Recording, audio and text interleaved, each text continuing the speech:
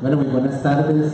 Vamos a dar inicio a la actividad que tenemos programada para las 4:45, creo que estamos en tiempo. Y esta actividad, que tiene un formato de panel, no es un taller, es un panel.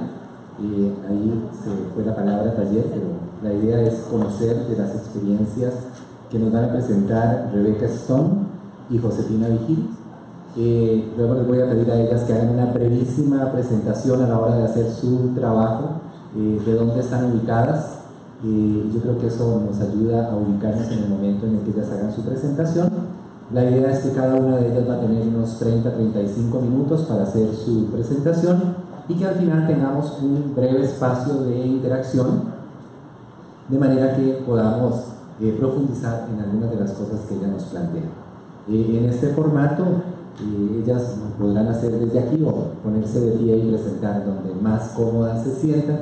Creo que cuando estamos en temas de esta naturaleza, la comodidad es importante y la comunicación que queremos proyectar es lo que más nos interesa. Así que un gran gusto tenerlas con nosotros, un gran gusto tenerles a ustedes también siendo partícipes de este panel, que yo creo que nos va a aportar muchísimos elementos valiosos para la reflexión y la posterior aplicación a nuestros contextos educativos y de proyectos y de investigaciones en los que estamos involucrados.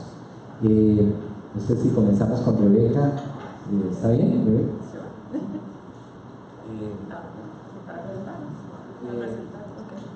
Soy Rebeca Stone, soy especialista en lectura escritura inicial para AIR, American Institutes for Research, y ahora hablando del programa LACRIDS. Mi nombre es Josefina Vigil y trabajo como especialista regional del programa de capacidades LACRIDS. Soy educadora y nicaragüense, pero trabajamos en la región, trabajamos en 7 países de la región. Lo que hemos pensado, bueno, es un honor estar en un panel coordinado por el doctor Alfaro, a quien agradecemos su presencia, y es un honor estar con todos ustedes y todos ustedes aquí en la sala, así que muchas gracias. Lo que hemos pensado con Rebeca, yo voy a hacer una breve introducción del programa y los resultados del programa. Luego Rebeca va a presentar la pieza de evidencia de la investigación y luego yo voy a presentar la parte de recursos. Y de esa manera vamos a distribuir el tiempo, vamos a tratar de dejar suficiente tiempo para que podamos tener un espacio de intercambio al final. Muchas gracias. Bien, el programa de capacidades LACRIDS trabaja en 7 países de América, de Centroamérica y el Caribe.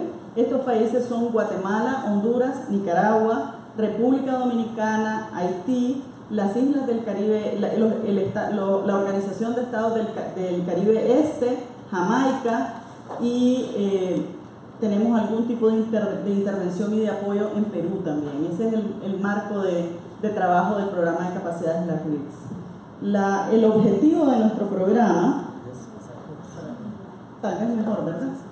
El objetivo de nuestro programa básicamente es apoyar el mejoramiento de las capacidades de lectoescritura inicial, sobre todo de los actores que trabajan en lectoescritura inicial en la región, en estos países de la región, y básicamente lo que nos proponemos es apoyar la creación de una cultura de trabajo basada en evidencia, es decir, que usemos el conocimiento que se ha construido a través de la investigación o a través de la práctica empírica para diseñar los programas de intervención, que aprovechemos lo que ya hemos hecho para que nuestras intervenciones sean más efectivas al momento de implementarlas y que tengan mejores resultados en los aprendizajes de las niñas y los niños.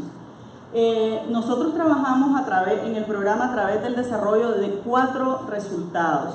El primer resultado que trabajamos fue la recopilación de evidencias, es decir, de resultados de investigaciones que han sido sistematizados y que nos enseñan algo, que nos dan un conocimiento alrededor de algo, que nos permita saber cuál es el estado de la investigación y qué es lo que las conclusiones a las que esa investigación ha llegado en la región.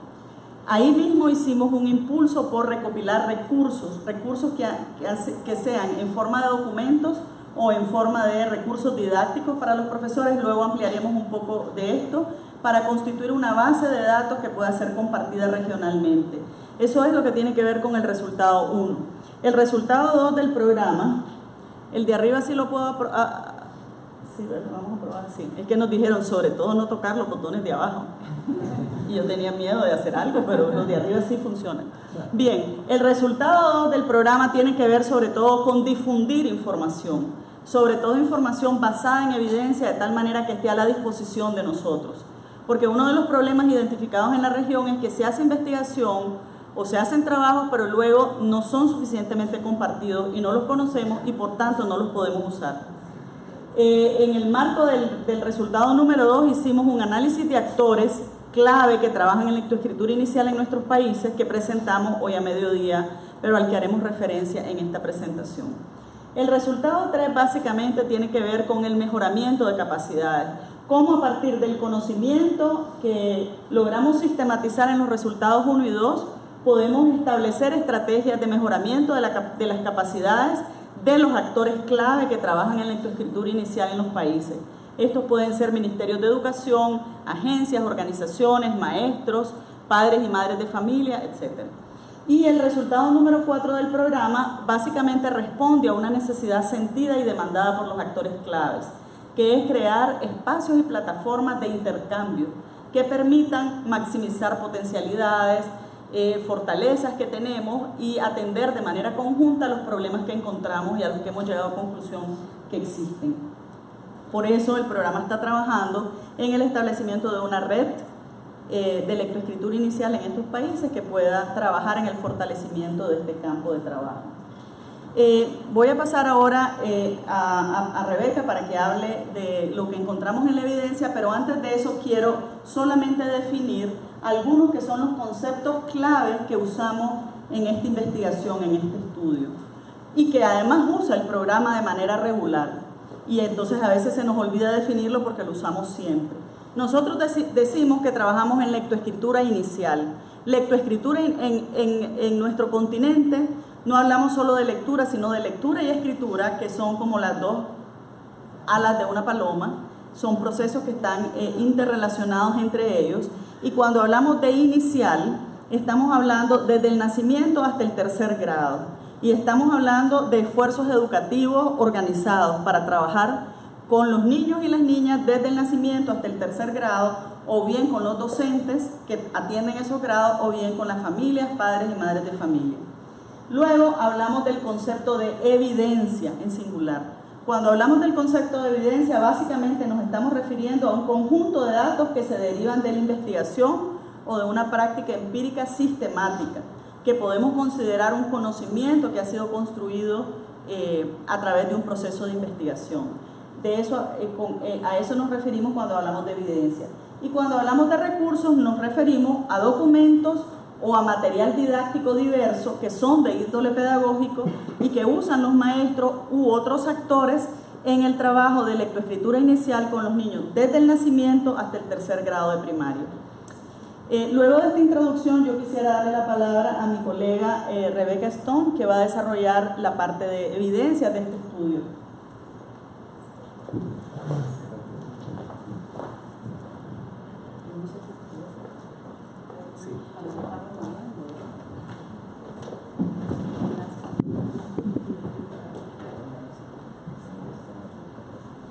Buenas tardes a todos.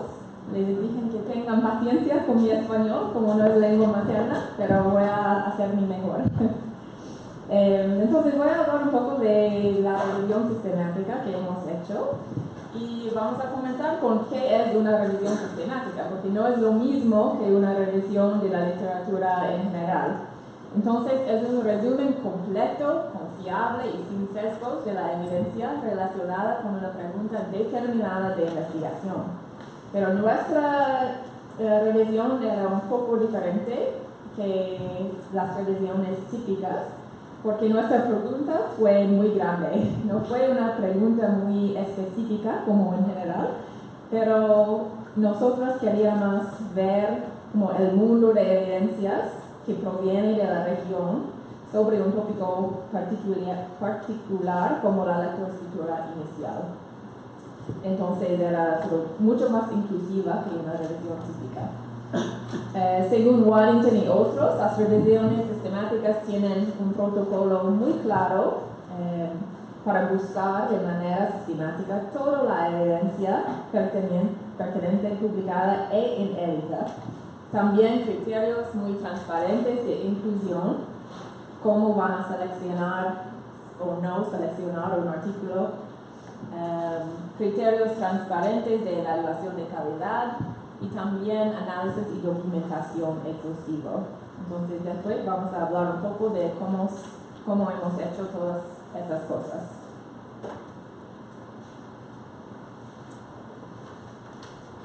Ahora quiero explicar cómo hicimos la búsqueda de evidencia. Y hicimos varias cosas. La mayoría de estudios que hemos encontrado estaban en búsquedas de Internet. Bases de datos de la región América Latina y el Caribe, sitios web sobre el desarrollo en general, bases de datos sobre investigaciones científicas, sobre lectura, psicología. Después hemos buscado también en cada artículo que hemos encontrado, que era un artículo muy robusto, hemos revisado las bibliografías para ver si había otros artículos que debían revisar. Finalmente, una búsqueda de artículos inéditos, y eso era lo más difícil. Es muy difícil obtener artículos inéditos o literatura gris porque no es publicado. Entonces es muy difícil encontrar un artículo que está en el está en la sí, en la casa de alguien, pero no está publicado. Entonces hicimos encuestas con expertos en lectoescritura inicial para ver si ellos conocían artículos que no estaban publicados que debían incluirse en nuestra revisión.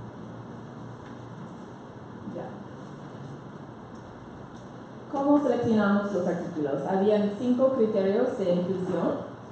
Primero, el estudio tiene que publicarse después del 1990, entonces en los últimos 25 años, entonces es un gran tiempo. El estudio tiene que realizarse en la región de América Latina y el Caribe. Entonces puede ser una investigadora de los Estados Unidos, pero la investigación tiene que ser en la región su misma. Se centra en niños o niñas desde el nacimiento hasta el 3er grado y se centra en la lectura o lectoescritura. Entonces, lectura o escritura o los dos, no importa. Finalmente, tiene que ser un trabajo de investigación. Significa que tiene que tener una pregunta de investigación y una metodología correspondiente. Finalmente, hemos incluido todo tipo de investigación, no solamente los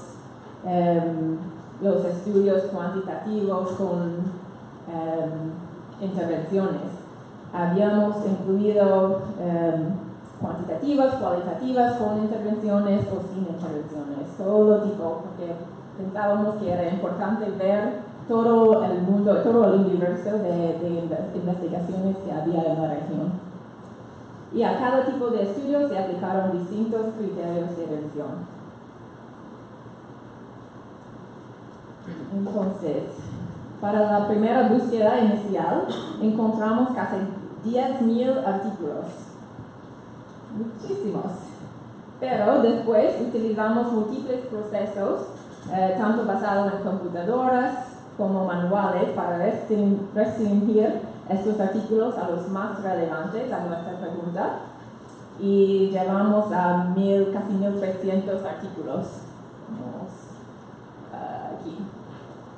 Después, con estos 1,300 artículos, aplicamos los criterios de inclusión a sus resúmenes y llegamos a 162 artículos, a los cuales revisamos el texto completo y aplicamos los protocolos de calidad a estos artículos.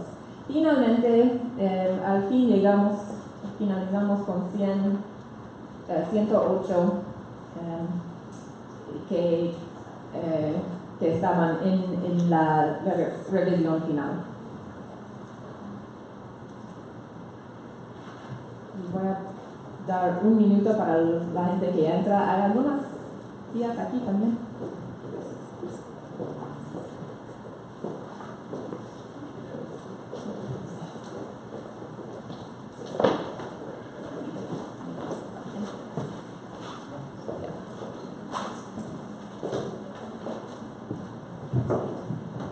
Ok, entonces algunas características de los estudios. La mayoría se publicó en revistas. Sabemos que muchas investigaciones y artículos no fueron publicados, por lo que es difícil acceder a ello y constituyen lo que podemos llamar literatura gris. Estos no formaron parte de la revisión, pero tratamos de obtenerlos por encuestas con expertos en el tema, como he mencionado antes. La mayoría proviene de Norteamérica y Sudamérica. Los de Norteamérica fueron de México y muy pocos de Centroamérica, muy pocos del Caribe. El 95% está en inglés y español. Algunos artículos fueron en portugués, muy pocos en francés y ningunas en lenguas indígenas, que es muy interesante pensar en esto. Y más del 90% se centra en países de ingreso alto o mediano alto, según la definición del Banco Mundial.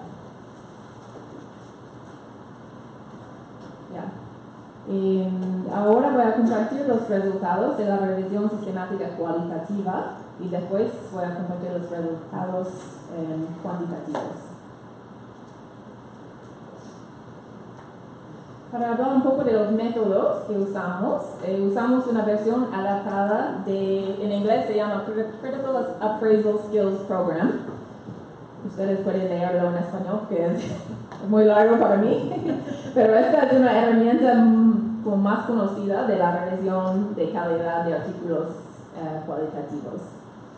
Encontramos 22 artículos sobre investigaciones cualitativas, con intervención o sin ella, y los revisores tienen que responder alto, mediano, bajo, no corresponde o no se menciona en cada una de 11 preguntas y subpreguntas que formaron parte de la lista de comprobación para cada artículo, para cada estudio. Y habían 3 categorías de preguntas: preguntas sobre el diseño de la investigación, sobre aspectos éticos y reflexividad, y pertenencia en el campo. Voy a darles algunos ejemplos de las preguntas en la lista.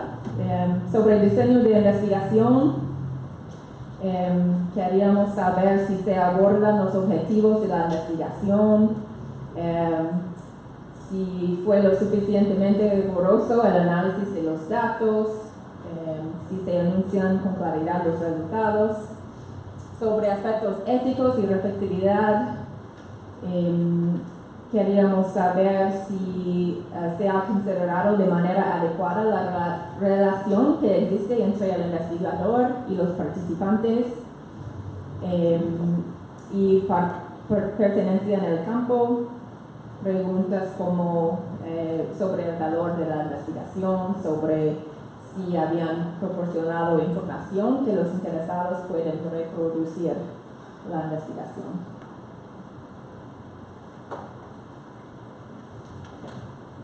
Como pueden ver, hay varios temas que surgen de los 22 artículos, y la mayoría sobre pedagogía, sobre los padres de familia y la comunidad.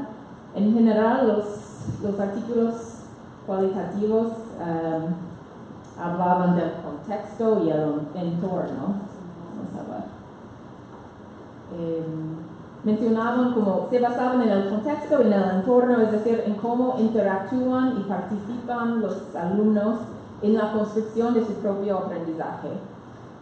Por ejemplo, en la primera parte, las estrategias colaborativas de aprendizaje les ofrecen a los alumnos la oportunidad de ayudarse unos a otros a construir sentido y a adquirir conocimientos. Los artículos como examinaron cómo el uso del trabajo colaborativo en el aula puede contribuir al desarrollo de las habilidades de escritura de los alumnos. Algunos autores sostienen que es esencial tener en cuenta el aporte de los niños en el proceso de aprendizaje, porque contextualiza sus experiencias de lectura y puede motivarlas más a aprender. Por ejemplo, si los maestros les dan a los niños la habilidad de escoger qué tipo de libro van a leer o en qué tema quieren leer. También habían algunos sobre los contextos multilingües, que dicen que la importancia de la lectura en voz alta para los niños que aprenden una segunda lengua, que es importante que lean en voz alta. También una énfasis en vincular el aprendizaje del idioma a experiencias auténticas de la vida real, para que cuando están aprendiendo una segunda idioma. Pero tenemos que recordar también que encontramos solo unos pocos artículos sobre cada tema, por lo que los resultados necesitan estudios adicionales para ser validados.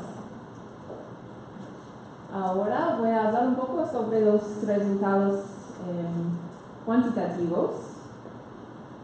Para comenzar, cuantitativos con intervenciones.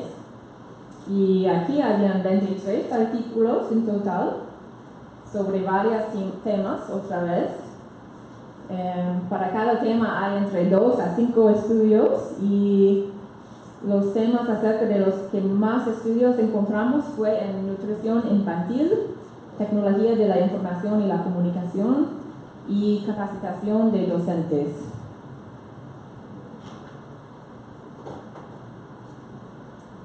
Esto se ve muy pequeño, lo siento. Pero encontramos que la calidad es muy variable entre los artículos. Hemos revisado los artículos considerando 4 tipos de sesgo. Sesgo de selección, de desempeño, de publicación de resultados y otros. Y calificamos cada artículo y pueden ver que es alto número de artículos, los que están en rojo, que tenían alto riesgo de sesgo en más de una categoría en los sesgos considerados. Entonces, esto fue una limitación adicional para la revisión sistemática, como hay una gran variación en la calidad de los estudios, y hemos capturado esto con nuestra herramienta de revisión de calidad.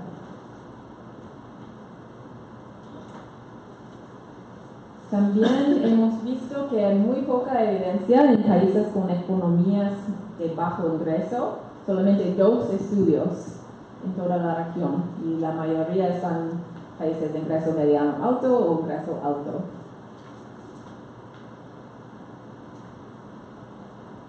Entonces, ¿qué indica la evidencia sobre la eficacia de los programas?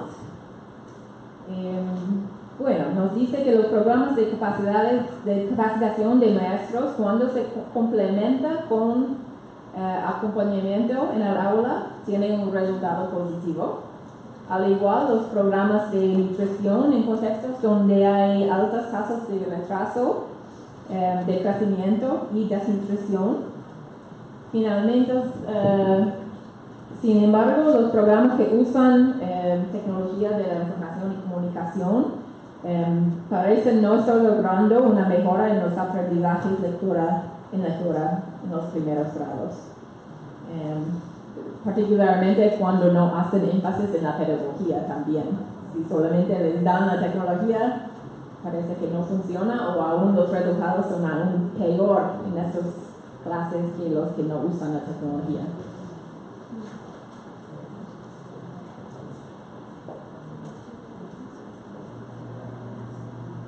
También hemos visto que hay una revisión sistemática que viene de ser publicado en 2016 sobre el aprendizaje mundial, que está muy parecido con los resultados que hemos encontrado también sobre la región América Latina.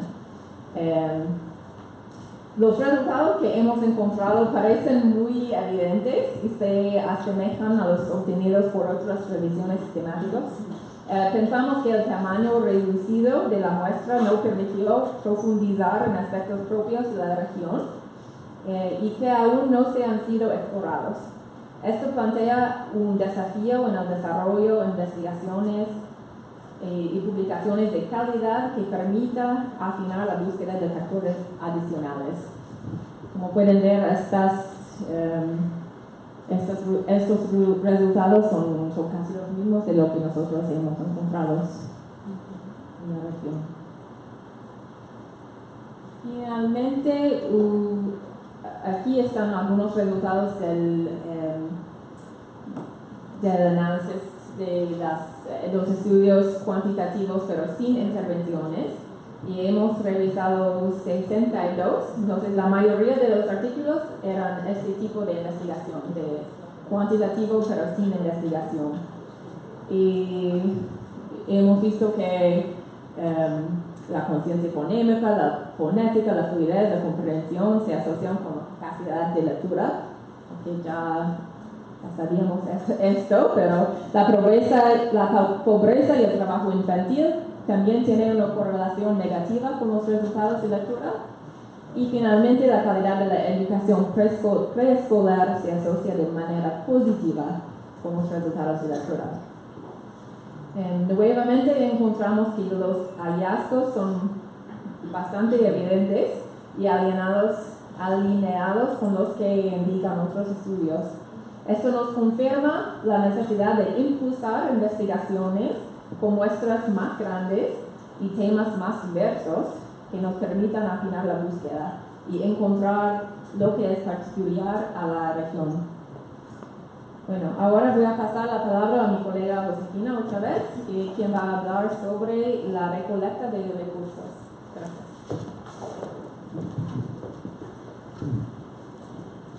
Gracias, Rebeca. La recolecta de recursos, como les decíamos al inicio, es uno de los componentes de la revisión sistemática de la literatura. ¿Por qué razón? Porque cuando iniciamos el diseño de esta investigación, encontramos que en la región había, como dijo Rebeca, muchos documentos y materiales que pueden ser considerados material gris. Lo decimos entre comillas porque no lo usamos de ninguna manera en sentido despectivo, sino en sentido de entender que tenemos una limitación para publicar y para divulgar los resultados de lo que estamos haciendo. Y nos parecía un desperdicio hacer un esfuerzo tan grande y dejar por fuera todo este tipo de recursos. De tal manera que entonces decidimos integrar, darle un estatus de conocimiento y darle un estatus de material del cual se puede derivar conocimiento a los recursos que se producen en la región. ¿Qué entendemos por recursos nosotros? Básicamente entendremos a documentos y herramientas pedagógicas que o han sido utilizados directa e indirectamente en las aulas de clase por profesores, padres y madres de familia, niños y niñas, autoridades, o bien documentos que han sido desarrollados a nivel institucional, sea de gobierno o no de gobierno, para informar a la educación. Estos son algunos ejemplos de lo que consideramos herramientas pedagógicas: ayudas visuales, videos, audios, libros de texto, material adicional, manuales de capacitación, material curricular, etc. Y aquí hay algunos ejemplos de lo que llamamos documentos: tesis, disertaciones, libros autopublicados, es decir, que no tienen un sello editorial o que no están indexados, documentos ministeriales y otros. Lo que no queríamos es dejar por fuera nada de lo que pudiera informarnos y lo que pudiera permitirnos constituir una base de datos que fuera eventualmente una fuente primaria para motivar la investigación. ¿Cuál fue el proceso que nosotros seguimos? Al igual que con la revisión de la evidencia, nosotros lo primero que establecimos fueron 4 criterios de selección de los recursos. En primer lugar, limitamos un poco más el tiempo que lo que había sido para la evidencia, que lo dejamos para 25 años. En el caso de los recursos, integramos a la base de datos solamente recursos producidos después del año 2005. De tal manera que tenemos 10 años, ahora 12 años, porque seguimos actualizando la base de datos de lo que se ha producido a nivel de algunos de los países de la región. Ya hablaremos de cuáles ellos. Tenemos básicamente 4 criterios de selección. Uno es el año de publicación, es decir, que fueran publicados después del año 2005, del 2005 en adelante. Segundo, el país de producción o de uso de los recursos tiene que ser uno de los países en donde trabaja el programa, que son los que inicialmente mencioné, pero como varios de ustedes no estaban, lo voy a repetir ahorita. Básicamente trabajamos Guatemala, Honduras, Nicaragua, República Dominicana, Jamaica, Haití, los estados del Caribe Este y queremos incluir los de Perú. Nos parece que es una riqueza inmensa y ese es el siguiente paso para hacerlo. Pero no solamente que se usen en esos países, no solamente que se produzcan, sino también que se usen. Nos encontramos, por ejemplo, muchísimos recursos que se producen en Colombia, pero se usan en nuestros países, entonces esos recursos también los integramos en la base de datos. El tercer criterio de inclusión fue el público de destino. Como lo mencionamos varias veces, trabajamos solamente con material destinado a la educación en lectoescritura inicial de niños desde el nacimiento hasta el tercer grado. Sean utilizados por los niños, por los maestros, por los padres o madres de familia o por las instituciones, pero que estén orientados y dirigidos a ese grupo etario. Y finalmente la temática. Son documentos, al igual que evidencia, que están referidos a lectoescritura inicial, o bien que tienen uno de sus acápites sobre lectoescritura inicial. Encontramos varios recursos que estaban orientados a matemática y lectoescritura, por ejemplo. En ese caso los consideramos porque tienen un componente de lectura. El proceso que seguimos fue, primero, hicimos una búsqueda de recursos en internet, en las páginas web de los ministerios, de las instituciones, de todos aquellos a los que habían sido catalogados como actores clave en lectoescritura inicial. Luego hicimos una búsqueda en persona, y eso lo quiero recuperar porque nuestros socios locales, aquí está Tania Santisteban de Asíes, Guatemala, que está en proceso de hacer este trabajo. Tenemos, bueno, Nicaragua, está Melody Williams de Jamaica, que hizo ese trabajo. Ha sido un trabajo titánico porque ustedes saben lo que es buscar materiales que fueron producidos desde el 2005.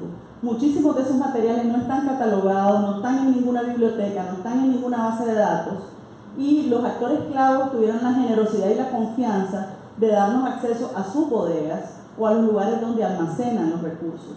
De tal manera que nuestros socios tuvieron que ir muchas veces fuera del país y tuvieron que destinar muchos días a buscar los materiales, a clasificarlos y a recuperarlos. Ese fue un trabajo muy grande, pero creemos que muy importante para la región, tener ese material junto con nosotros. Adicionalmente, nosotros pedimos a un conjunto de expertos latinoamericanos y caribeños en el tema de lectoescritura inicial que compartieran con nosotros sus recursos, y generosamente la mayor parte de ellos también lo hizo. Así que contamos con esos recursos.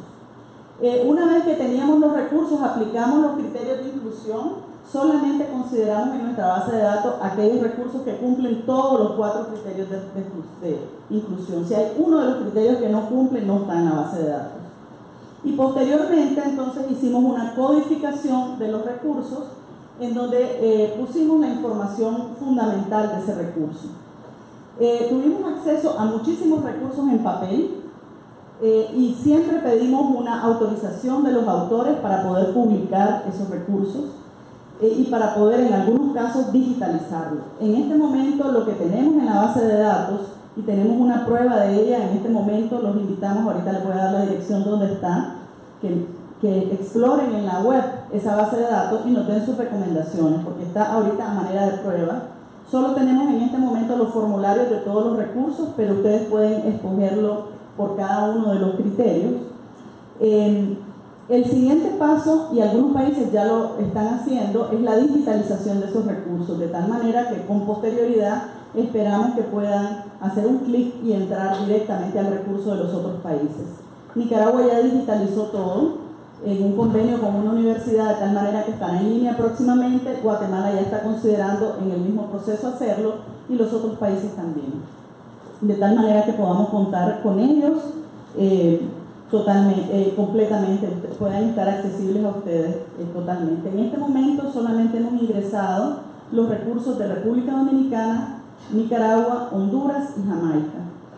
Los de Guatemala están en proceso en este momento, y esperamos poder hacer lo de Perú en este periodo que falta, y estamos explorando la posibilidad de hacerlo en otros países como Haití, por ejemplo, que sería muy importante hacerlo y preservar los materiales que ellos han venido trabajando.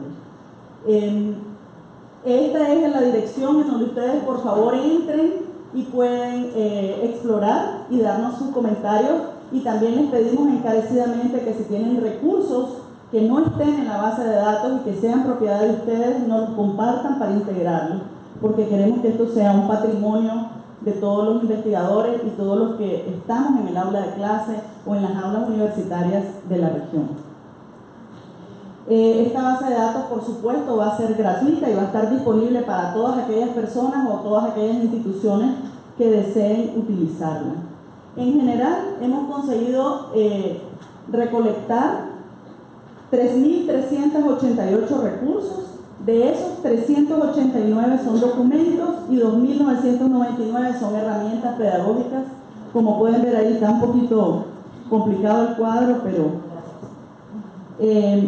los materiales de apoyo a los maestros y los materiales de apoyo a los estudiantes son el tipo de recurso que más encontramos. Como pueden ver aquí, materiales de apoyo a los maestros y a los alumnos, perdón, y materiales de apoyo a los maestros. Y en los documentos, los materiales que más encontramos son documentos sobre mejores prácticas y evaluación de programas. Esto nos parece muy interesante porque, aunque no constituyan evidencia, el hecho de contar con documentos de mejores prácticas y con evaluación de programas puede ser un recurso importante para aquellos que están diseñando intervenciones. ¿Qué les funcionó? ¿Por qué les funcionó? ¿Qué no funcionó? Y yo no debería de replicar. De tal manera que nos parece que ya es importante tener esto. En cuanto a los idiomas, tenemos un tema interesante. La inmensa cantidad de los recursos está en el 77% en español, el 20% en inglés, el 2% en francés, el 0.2% en diferentes idiomas y solo el 0.33% se encuentra en lenguas locales, en idiomas locales. Estamos clarísimos que esto está sesgado por los países en donde hicimos la búsqueda, porque no hemos incluido los recursos de Guatemala, los recursos de Perú, los de Haití, etc. Entonces, obviamente, estaremos con esos niveles. La mayor parte de los recursos pues están en castellano. Sin embargo, los datos reflejan un asunto problemático que también hemos identificado en el análisis de actores clave que hicimos y presentamos esta mañana. Y es que en países como República Dominicana, Honduras y Nicaragua, estamos teniendo un problema importante con poblaciones que no hablan como lengua materna el castellano y que normalmente pertenecen a los sectores más desfavorecidos de la población, que es el caso, por ejemplo, de los niños provenientes de familias migrantes haitianas en República Dominicana, cuyo idioma materno es el creol o el francés y no necesariamente el español, y familias pertenecientes o niños pertenecientes a familias de pueblos miskitos, sumos o garífunas, por ejemplo, en Honduras y en Nicaragua. Esto es un problema porque la evidencia internacional es muy clara en indicar que el aprendizaje de la lectura en los primeros grados se facilita enormemente cuando el niño aprende a leer y escribir en su lengua materna. Y que un obstáculo grande es cuando vos pretendés que el niño aprenda a leer en una lengua que no habla. De tal manera que esto sí, aunque no hemos hecho un análisis de los recursos, nosotros no hemos aplicado criterios de calidad, si ustedes se fijan, a los recursos, porque es imposible hacerlo, además no nos compete para los objetivos. Hemos puesto en línea todos los recursos a los que tenemos acceso, pero ya hay un dato que nos sirve para la investigación en estos países y que además se triangula muy bien con lo que nos dice la investigación en otros ámbitos. Nosotros pensamos que el tener esta base de recursos es muy pertinente para una región como esta, Centroamérica y el Caribe, porque, como decía Rebeca, no tenemos... ¿Se me está acabando el tiempo? Tenemos los USB. Sí. Gracias, Juan Luis. Por eso somos un equipo, por eso es bueno trabajar en equipo. Vamos a repartir, si no lo hemos repartido, lo vamos a repartir ahora, unos USB con los materiales del programa. Van a encontrar ahí no todos los documentos completos, porque la mayoría están en imprenta ahora. Por ejemplo, los análisis de actores clave completos están en imprenta, pero sí van a encontrar un resumen. También van a encontrar el reporte completo de la revisión sistemática de la literatura en inglés y un buen resumen ejecutivo en español que tenemos y tenemos el compromiso de traducirlo todo. Y nuestras presentaciones las van a encontrar ahí, esta y la que hicimos hoy en la mañana, y distinto material que nuestros socios locales también quisieron compartir con ustedes. Ahorita se los entregamos. Bien, ¿por qué es relevante esto? Pues en primer lugar es relevante porque hemos creado una base de datos que puede constituir una fuente primaria para la investigación. Por ejemplo, nosotros cuando queremos hacer una investigación, pues encontramos distinto material de donde podemos sacar esa información. Una de ellas somos las personas a través de entrevistas o observación en aula de clase o grupos focales. Pero el material que ha sido producido también es un material de investigación. Si queremos saber, por ejemplo, cuáles son los enfoques teóricos que subyacen a los materiales curriculares de los países, podemos analizar los currículos o podemos los planes de clase que hay ahí o los libros para los niños, etc. Entonces, para nosotros en una región en donde hay poca investigación, contar con una fuente primaria de esta calidad nos parece sumamente importante. Por otro lado, ¿por qué guardar la memoria? ¿Qué hemos hecho? ¿Qué pasó en el set? ¿Qué materiales tuvimos en el set? No vale la pena que estén embodegados. El set tal vez es un mal ejemplo porque todos están en línea, pero pueden haber muchos programas importantes. Voy a mencionar uno que conozco. En Nicaragua, por ejemplo, a principios de los 90 se gastó mucho dinero en un programa de mejoramiento de la lectoescritura y las matemáticas financiado por el Reino de Holanda que hoy nadie conoce. Y se produjeron 8 tomos de sistematización de esa experiencia. Pero ¿dónde están esos materiales? Nadie sabe. No van a estar en esa base de datos porque es anterior a nuestro periodo, pero estoy poniendo un ejemplo de por qué es importante guardar esto. Otro elemento importante es porque puede proporcionar apoyo adicional a las organizaciones y a los maestros y a las personas que trabajan con niños y niñas, porque ahí están, y esperemos que estén pronto disponibles completos, materiales para trabajar con los niños o los padres de familia.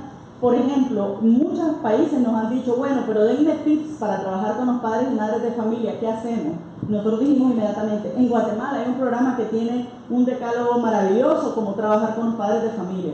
Entonces lo pedimos y entonces lo canalizamos, pero lo que ya no queremos es ser nosotros los intermediarios. Entonces, si alguien está trabajando en eso, puede entrar a la base de datos, encontrar el material y usarlo si está a libre disponibilidad, simplemente reconociendo a quién pertenece ese material.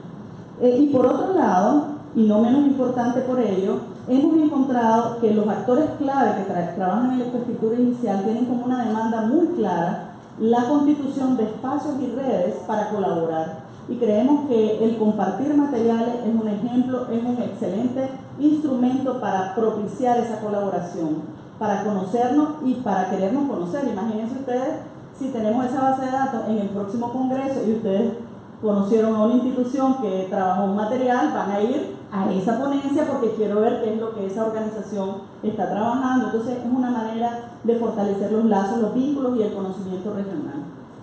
Este trabajo va a continuar desarrollándose a través de los siguientes procesos.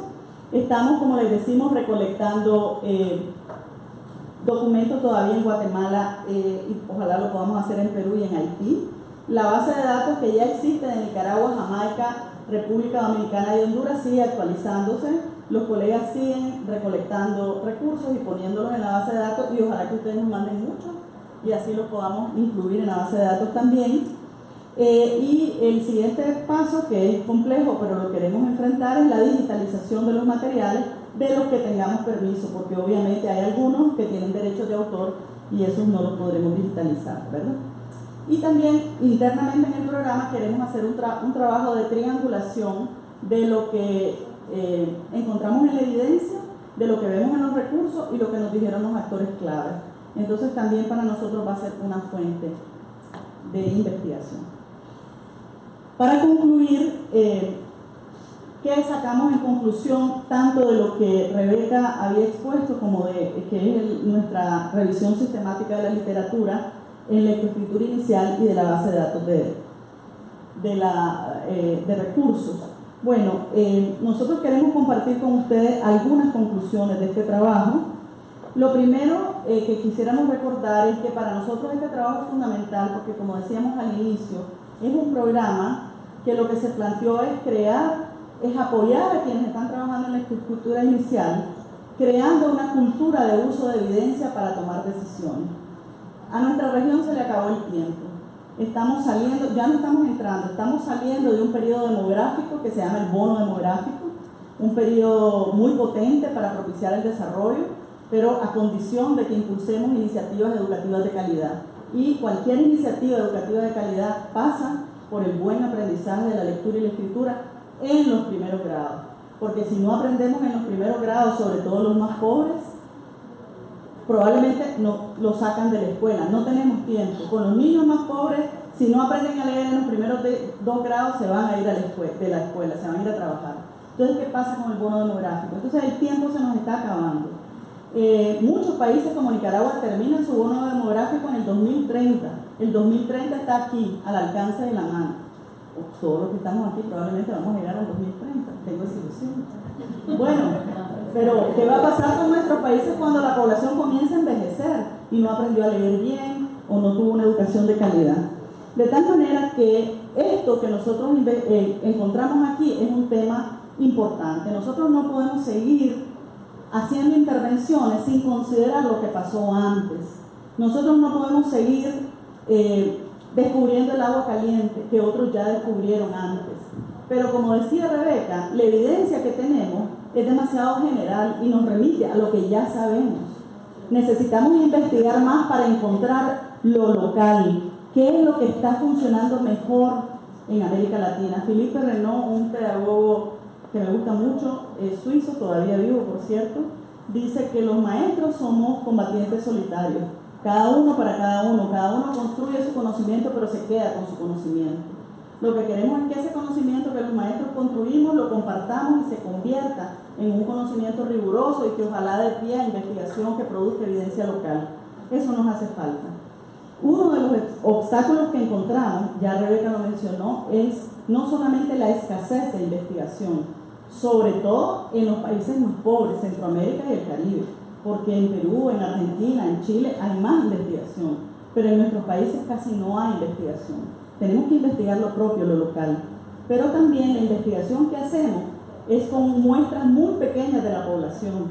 Necesitamos ampliar las muestras, hacer investigación con muestras más robustas, de tal manera que produzcamos una investigación de mayor calidad y que nos funcione más, que nos dé más información. Bueno, nosotros hacemos un conjunto de recomendaciones que tienen que ver con financiar e impulsar y esforzarnos por hacer investigaciones experimentales o cuasi experimentales con métodos mixtos. Hay un tema fundamental, la educación preescolar y de la primera infancia. ¿Qué pasa con ellos? ¿Qué impacto tiene? ¿Qué factores podemos encontrar aquí que son predictores del buen aprendizaje de la lectoescritura en primer grado? Eso es un tema pendiente que tenemos que investigar.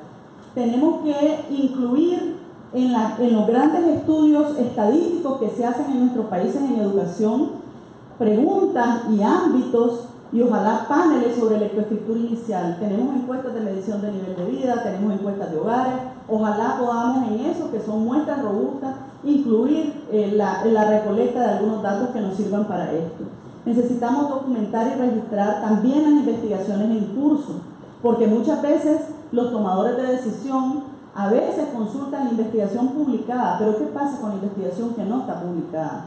Necesitamos tener un lugar central a donde ello pueda estar y pueda ser consultada. Necesitamos también concebir investigaciones interdisciplinarias con métodos mixtos en donde incluyamos más de un modelo de lectura. Por ejemplo, ahorita, y yo estoy de acuerdo, pero ahorita todos estamos hablando, por ejemplo, de las 6 habilidades, etcétera, etcétera. Pero necesitamos explorar más allá de eso. Necesitamos ir más allá de eso, porque si no vamos a seguir teniendo los mismos conocimientos. Y necesitamos financiar investigaciones en las brechas que hemos encontrado. ¿Y cuáles son esas brechas que nosotros hemos encontrado ahorita? ¿Cuáles son las preguntas que vemos que no tienen respuesta todavía? ¿Qué vínculos existen entre el desarrollo de las destrezas de preescritura y prelectura y los resultados de lectoescritura inicial en los primeros grados? Ahí hay un ámbito importante de trabajo. ¿Qué tipos de destrezas pronostican mejores resultados en la lectoescritura inicial? ¿Cómo podemos apoyar un desarrollo más eficaz de las destrezas de lectoescritura en niños de orígenes lingüísticos diversos? Ya vimos, no hay suficientes recursos, no estamos investigando suficiente. Tal vez eso va a cambiar ahora que Guatemala y Perú lleguen, pero yo creo que todavía vamos a tener un déficit que vamos a poder llegar por ahí.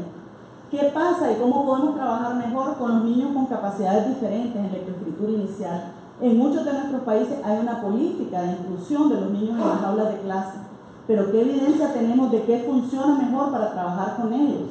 Ese es un tema todavía que no hemos dado respuesta. ¿Cuáles son los efectos causales de programas específicos de desarrollo en los programas, en los aprendizajes de lectoescritura inicial? Eso también queda por responder. Y lo que decíamos de la educación preescolar y de la primera infancia. Todos estos son elementos importantes para que todos hagamos. Y lo queremos ofrecer a todos ustedes. En el programa, ¿cuáles son los siguientes pasos que nosotros vamos a hacer a partir de esto?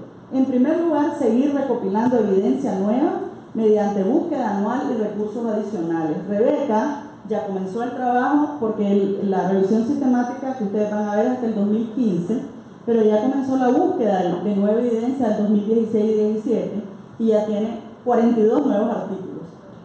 Ahora hay que ver si todos esos artículos pasan los distintos filtros que ya vimos, pero bueno, ya comenzamos ese trabajo y lo vamos a continuar hasta el 2019 y ojalá después de nosotros la red de lectoescritura inicial de Centroamérica lo continúe, porque es un trabajo que vamos a necesitar actualizar permanentemente e introducir una cultura de hacerlo.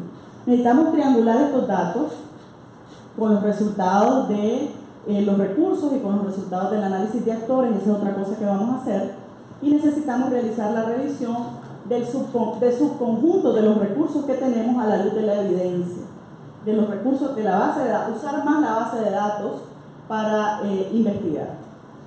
Y además vamos a fortalecer en este periodo nuestro programa de fortalecer, perdón, me fui en el botón que no era. Yo les decía al inicio que el tercer componente del programa, que es el de creación de capacidad, es bien importante para el programa, no es más, pero muy importante. Entonces vamos a trabajar en el mejoramiento de las capacidades y básicamente qué es lo que hemos encontrado en el análisis de actores, qué es lo que los actores nos dicen que más necesitan y lo que nosotros vemos en la revisión sistemática que más se necesita.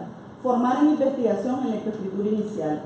No podemos decir hay que hacer más investigación porque ese hay no es de nadie, es de todos y no es de nadie. Hay que formar, hay que crear capacidad local para hacer investigación de calidad. Ese es un ámbito que estamos asumiendo en el programa. Diseñar un programa de investigación de alta calidad que permita llenar los vacíos y atender necesidades específicas y impulsar programas de formación de actores en el uso de los resultados de la investigación, pero también en la publicación de los resultados de investigación. Encontramos, como ustedes vieron, un problema en que a veces hacemos investigación y no la publicamos. Ahí hay un ámbito que necesitamos trabajar en los países. Esos son los desafíos que nosotros estamos enfrentando. Ese es el trabajo que hemos hecho. Como ven, es un trabajo en curso que va teniendo productos intermedios, pero seguimos en este trabajo. Muchas gracias a todos y todas por estar aquí y por su paciencia de escucharnos. Y ahora quedamos a su disposición para cualquier discusión, comentario, si tienen preguntas. Muchas gracias.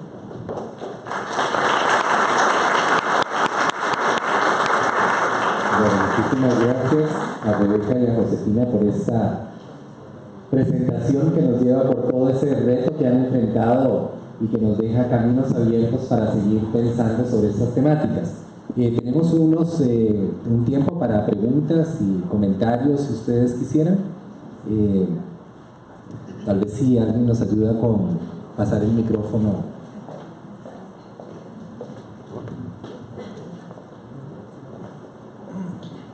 Buenas tardes, muchas gracias por la ponencia, verdaderamente de gran utilidad para todos aquí presentes. En mi caso, yo soy docente de enseñanza preescolar y tuve a mis alumnos 2 años consecutivos. Uno de los puntos digamos a aplaudir para el Ministerio de Educación Pública, en el sentido de que el docente que recibe a los niños en nivel interactivo 2, o lo que llamamos como materno infantil, le dé continuidad en el nivel de transición. Y eso yo lo viví en carne propia, por así decirlo, por experiencia propia, y es muy enriquecedor, muy provechoso realmente si el docente sabe, ¿verdad?, guiar a esos alumnos que tiene a cargo. Ahora lamentablemente yo veo a mis exalumnos en la escuela donde laboro y veo que hay que hay un componente importante a nivel afectivo de parte del docente hacia el alumno que no debería soltarse no deberíamos trabajar tan separado el docente de preescolar con el docente de primaria o en este caso de primer grado. Se lo digo porque, digamos, tengo conocimiento de causa. Digamos que obviamente el preescolar no deja de crear cierta, es decir, no se puede dejar de lado la parte lúdica, la parte de exploración, de descubrimiento de la edad a nivel preescolar, pero podemos trabajar mucho lo que es lectoescritura, como el taller que tuvimos temprano, ¿verdad? De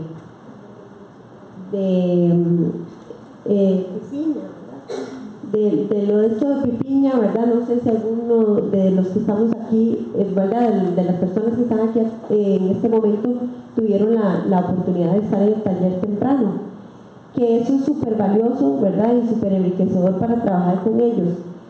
El asunto está en que si un docente, el docente que recibe a estos niños de preescolar en primer grado, no tiene una conexión afectiva con esos niños nuevos que está recibiendo de primer ingreso para ese docente, es muy difícil darle continuidad a un trabajo que ha elaborado por 2 años, ¿verdad?, al menos aquí en Costa Rica, por 2 años consecutivos en el proceso de lectoescritura, que el docente de primer grado debe darle continuidad sin caer en el abismo de no me saben leer, qué mal preparados vienen, etcétera, porque se da, ¿verdad? Y sí lo he vivido en el centro educativo, donde el docente que los recibió en primer grado ha sido un docente, digamos, muy imponente, muy militarizado, por así decirlo, donde en lugar de que los niños continúen en ese proceso que iniciaron,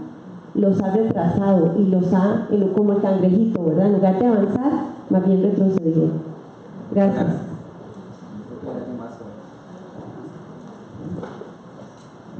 Buenas tardes a todos. Hablando del mismo tema de lo que es la lectoescritura inicial, en el proyecto donde yo trabajo ya aproximadamente 3 años y medio, nosotros trabajamos con lo que es la transición, precisamente la transición del preescolar hacia los primeros grados, que es lo que conversaba la docente. Yo también soy docente, pero desde ahora en este momento estoy trabajando desde otro ángulo, y lo que hacemos es tratar de que haya una coordinación con todos los docentes. El maestro, por ejemplo, está la transición de la casa, que son los niños que vienen de 3 añitos, 2 años y medio, ingresando ya a lo que es el preescolar, es una transición, y luego estamos trabajando lo que es la transición del tercer nivel preescolar hacia el primer grado. Y de hecho la transición de ese primer grado hasta el tercer grado.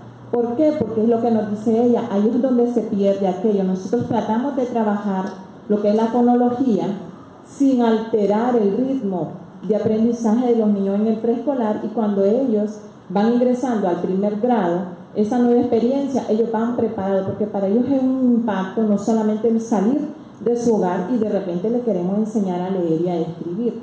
Por lo tanto, lo que se quiere es que no siga sucediendo lo que pasa en el caso de la profesora, ¿verdad?, que es una lástima porque ella lo ve así, pero lo tiene solamente ella. Lo que el proyecto trata es que todos los maestros y las escuelas en sí puedan coordinarse y llevar el ritmo de la transición.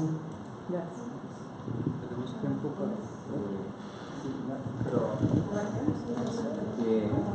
Bueno, muchas gracias a las 2 colegas que han participado. Tal vez, tenemos a Raquel y quisiéramos focalizar la pregunta sobre la temática, digamos, más a fondo sobre la temática que hemos presentado en esta tarde, y ojalá que de todas esas experiencias pudiera quedar documentación escrita gris o del color que sea, para que exista la evidencia de que realmente los y las educadoras están pensando, están escribiendo para compartir con los demás. Tal vez le pasamos a Raquel y creo que hay otra persona y con eso cerramos.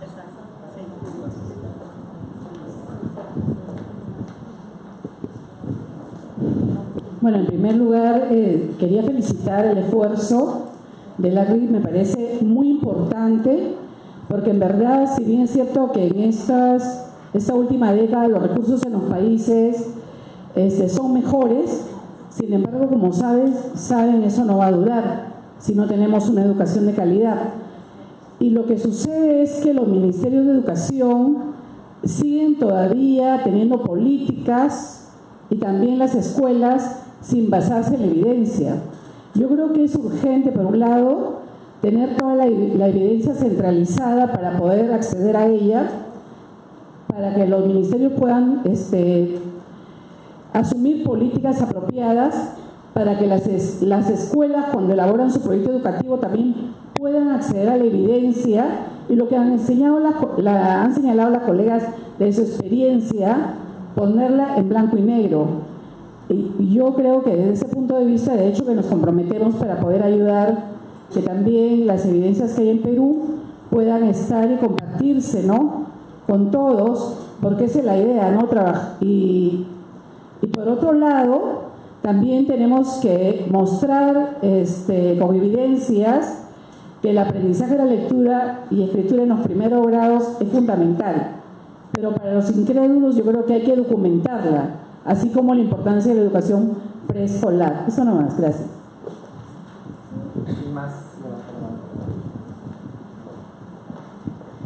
Muchas gracias por esa lectura que han hecho, qué increíble, horas y horas me imagino, descuidando tantas cosas para que América Latina y el Caribe ganaran tanto. Felicidades. Panamá es un país que está iniciando en muchas cosas, a pesar de que tiene pues años como país. Estamos comenzando muchas, incluso hasta los procesos de lectoescritura enfocados con un nuevo criterio. ¿Cómo es esto que ustedes presentan en altas capacidades de investigación? Porque nosotros estamos experimentando una serie de procesos interesantes, pero no sabemos sistematizar la investigación, y creo que esa es una de las falencias que hay en toda América Central y de pronto en América Latina. ¿Cómo sistematizar la investigación? ¿A quién se le puede pedir ayuda? ¿Cómo hacemos?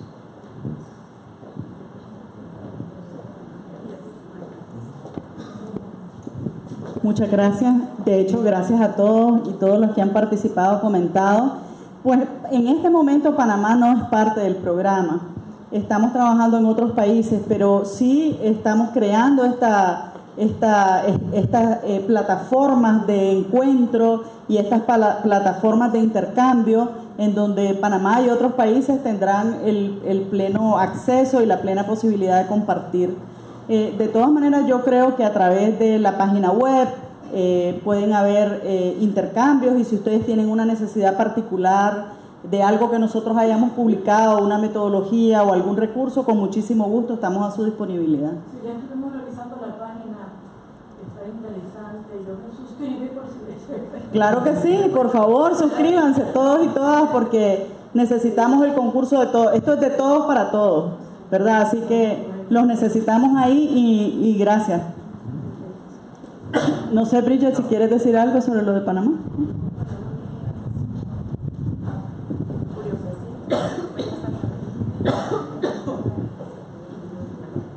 Sí, gracias. Y la única otra cosa que yo quería mencionar, yo soy Bridget Roy, la directora del programa, es que sí tenemos, por ejemplo, la información de los, en términos técnicamente, la metodología que habíamos usado por la cuestión de la revisión sistemática, y eso también es algo que podemos compartir como ejemplo del Systematic Review, y fue el documento del Technical Guidelines, y que lo tenemos, que explica todo el proceso. Por ejemplo, es un tipo de investigación muy específica, como mencionó Rebeca, pero eso es algo que podemos compartir, y como mencionó y lo mencionaron los colegas, Vamos a estar poniendo mucho más información en el sitio web en las próximas semanas y por eso tenemos algunas cosas, pero tenemos mucho más cosas que vamos a estar poniendo y les invitamos todos a enviarnos sugerencias y ideas sobre eso para que podamos continuar mejorando lo que tenemos. ¿Y Panamá puede hacer algún contacto especial con ustedes o son ustedes los que eligen a todos? ¿Cómo? ¿Panamá hace algún contacto al Ministerio de Educación con ustedes? Sí, los proyectos los países del proyecto como del enfoque están definidos por USAID, pero siempre estamos interesados, siempre se puede estar en contacto y podemos ver si hay alguna opción o si conocemos otros colegas allí, otros proyectos, compartir lo que tenemos, claro, y te puedo compartir la información, mis datos y... Tal vez una cosa adicional es que un aliado importante de esta nueva fase del programa es el SECSICA, así que a través del SECSICA probablemente haya también oportunidades. Bueno, creo que con esto vamos a dar por cerrada esta mesa de esta sesión de trabajo. Agradecerles en nombre de los organizadores del Congreso esta participación. Ojalá que descansen en esta noche para que mañana tengamos un día fresco y deseosos de seguir aprendiendo. Muchísimas gracias y que pasen una buena noche.